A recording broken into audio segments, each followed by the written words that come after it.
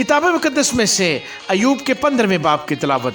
तब अली फस्तमानी ने जवाब दिया, क्या अक्लमंद को चाहिए कि लुग़्व बातें जोड़कर जवाब दे और मशरकी हवा से अपना पेट भरे?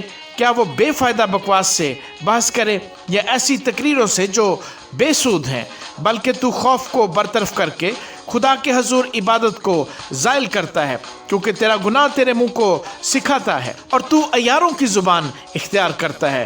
तेरा ही मुंह तुझे मुल्ज़म ठहराता है, ना कि मैं, बल्कि तेरे ही होंठ तेरे खिलाफ गवाही देते हैं। क्या पहला इंसान तू ही पैदा हुआ या पहाड़ों से पहले तेरी पैदाइश हुई?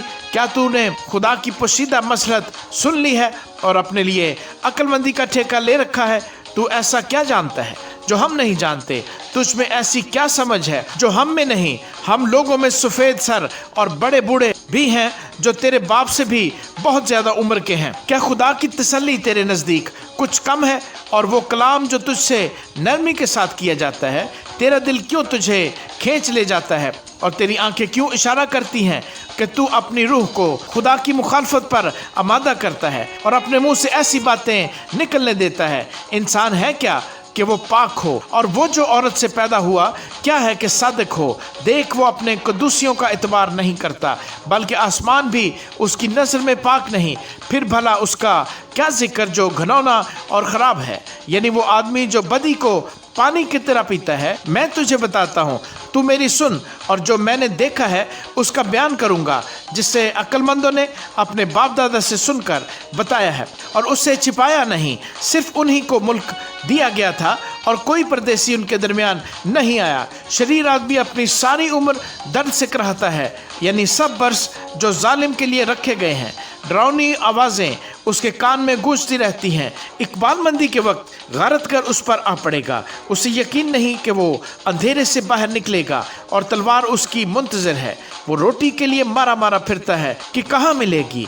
वो जानता है कि अंधेरे का दिन पास ही है। मुसीबत और सख्त तकलीफ उसे डराती हैं। ऐसे बादशाह की तरह जो लड़ाई के लिए तैयार हो, वो उस पर गालिब आती हैं, इसलिए कि उसने खुदा के खिलाफ अपना हाथ बढ़ाया है और कादिर मुतलक के खिलाफ बेबाकी करता है। वो अपनी ढालों की मोटी मोटी गुलमेखों के साथ गर्दन कुश होकर उस पर लपकता है, इसलिए कि उसके मुंह पर मोटापा छा गया है और उसके पहलुओं पर चर्बी की तहें जम गई हैं और वो वीरान शहरों में बस गया है, ऐसे मकानों में जिनमें कोई आदमी न बसा, और जो खंडर होने को थे वो दौलतमंद न होगा। उसका माल बना न रहेगा और ऐसों की पैदावार ज़मीन की तरफ से न झुकेगी। वो अंधेरे से कभी न निकलेगा। शोले उसकी शाखों को खुश कर देंगे और वो खुदा के मुंह के दम से जाता रहेगा। वो अपने आप को धोखा देकर बतालत का भरोसा न करे, क्योंकि बतालत ही उसका अजर ठहरेगी। ये उसके वक्त से पहले पूरा हो जाएगा